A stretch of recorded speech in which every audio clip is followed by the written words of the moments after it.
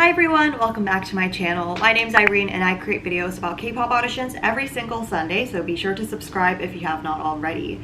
Now in today's video, I wanted to talk about a topic that's asked about a lot, I think, on my channel, but also in general. And that question is, what do K-pop idols actually eat? What kind of diets do they go on? Do they restrict themselves, limitations that they have, other things like that?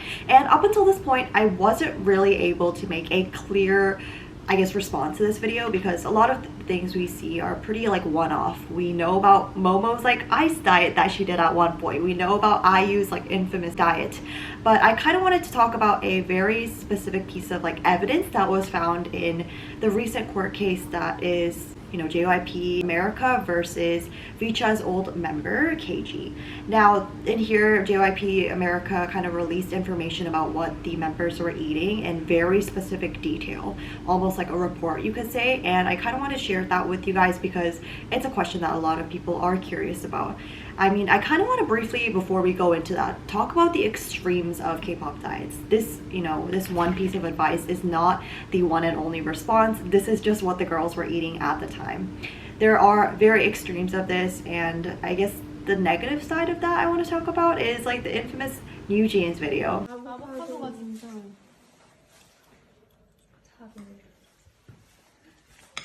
맛이 어때? 너무 맛있어요. 뭔가 이런 여기 오고 나서 건강한 맛에 약간 익숙해져서 이제 이게 너무 좋아졌어요. 와, 듣던 중 반가운 소리다. 혜인이 원래 고기 좋아하지? 네. 아직도 고기 좋긴 한데. I think it just went viral because of the New Jeans member, and that was like when they were filming the Attention music video or something, like, or maybe Hype Boy, but it was like before they actually debuted, and they were literally eating vegetables. That was their lunch. That was their whole meal. And the members were saying, oh my gosh, like this tastes so good, when Min Hee-jin asked them, oh, how's the food tasting? But I guess that just goes to say how extreme these diets can be, and who knows, maybe this was because they were filming a music video and had to restrict themselves for the time being, or maybe that is a long-term thing. We don't really know from that very short clip. But another case of that where the girls, or just trainees and idols, are eating well is, I think, Mode House artists. So you guys know I'm a big fan of Triple S, so obviously I keep up with their content more than any other idol. So let me know if there are other good examples, bad examples of this kind of diet thing. But Triple S members are pretty much allowed to eat anything they want. You can see in their like daily content, not just like random variety shows that they do in their daily content live streams, also just like from the members, like from messages, like the messages that they send to fans, like they eat very well and do not restrict themselves. And I think the times that they do restrict themselves would be from like their own discretion rather than the company telling them to go on a diet. We do know about a lot of companies that make trainees or idols go on diets. They have like weekly, daily, monthly weightings. I think Choco Entertainment, which is like a very like public company, you could say, like honestly, do they even like have idols debut? No, but they make them weigh themselves, and then if you can't like reach that goal, there's like a punishment either, or you're kicked out of the company. I feel like that's very common for K-pop companies, but if you guys know of any other examples, let me know in the comments. Another thing that I wanted to mention is that a lot of the things that you see on variety shows tend to be a little bit scripted. So what I mentioned about Triple S, I genuinely think that isn't scripted content from the variety of examples that they share their actual like what they're eating and things like that. But again, that could be scripted, so keep that in mind. So if you see K-pop idols on that one show where they bring their managers and they kind of show a glimpse into their idol life, I do believe that what they're eating on that show is very much so scripted and told by the company, oh, don't like do diets right now, because obviously you want to show to the viewers that you're eating well and you're happy. Anyway, with that out of the way, why don't we talk about what the Vicha members ate. Now, this was actually back in the day, so not recent at all, because obviously this was talking about when the group was active. Now, this was March of 2024. And if you kind of see this like situation, it kind of goes from lunch, dinner, and then also extra notes that they want to mention about the meals. So like what happened that day, if some parents like cooked for them that day, if that was like the move-in day, like first day in-house, member/family arrived from 3 p.m, things like that. Now that was January of 2024. But I want to talk about March because it's just like the clear screenshot, and I think that was like when they were well into training. So it's a better example of what they were eating as idols rather than January when they pretty much just started and just moved into their dorm or their house, you could say. So for lunch, they had Factor meals, like Factor, that's like a brand. And we don't really know exactly what came with that, but like that's a pretty balanced meal. And it's also known for being pretty good as well.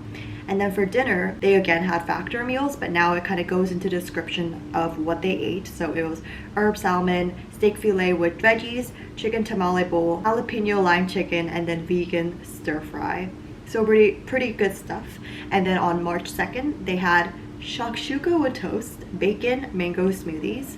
And then for dinner, they had soybean stew, grilled meat, sam, and kimchi pancakes. I feel like that's like a really filling meal, like very Korean, I must say. And then March 3rd, they had taquitos and then also pizza bagels. For dinner, it was galbichim, which galbi is kind of like a type of meat. I'll show like a photo on screen. Again, a very filling meal. On March 4th, they had Subway sandwiches for lunch. And then for dinner, they had basmati rice. Basmati? Is that how you say it? Basmati rice and chicken tikka masala or lentils, and then braised potatoes. Now sometimes the members don't eat the same exact things, and because this is specific to KG's report, it does talk about like what KG specifically ate that day. And as you may know from the case that KG filed, basically a lot of it was like invasion of privacy. So you have to like report every single little thing that you did or was going to do or where you were at the moment to the managers of the company, and that is very typical. I would say about 95% of K-pop, maybe even higher, 96% of K-pop companies do this to keep track of what their trainees are doing, what their idols are doing, whether that's safe, but also like whether that's not like hurting the company's image or hurting the idol's image just on an individual level. But in there, they say that everything that they ate had to be reported to the company. So this is kind of why they're given like a very detailed look on what they're eating. So as an example, we skip to March 11th, so like about a week later. You can see that they had lunch at a taco stand, chicken and beef tacos with rice, but like KG had like a potato taco. So things like that are all reported, which is kind of crazy. And for dinner that day, they had a Factor meal, corn, mango smoothies, and that Factor meal included pasta, taco bowl, steak, salmon, vegan risotto, and I'm assuming that the members had a variety of different things that day as well. Because they were managed by JYP America and isn't like the traditional K-pop idol that they might see, that you guys might see, they're a global girl group. I think a lot of the things that they eat are, I would say, leans towards America because they are based in America, but a lot of the times they're having Korean food as well. Like a good example of that was actually March 14th, where for lunch they had rice, fried egg, kimchi, some fruit, and then for dinner they had 닭도리탕 or spicy tofu, and then also corn. Corn just seems to be like the one-off thing on a lot of these menus, but it seems as though they're eating pretty well. Sometimes they would eat out, like on March 20th they went to Din Tai Fung, had dumplings, noodles, and veggies, and then for dinner they had bulgogi, egg rice bowl, vegetarian kimbap, miso soup, and then oranges. Like all of this is reported, which is kind of crazy, but it is. Now KG's parents actually live in LA, so sometimes she would go back home to her mom's or dad's place and then have meals there. So a lot of that is not reported in this case.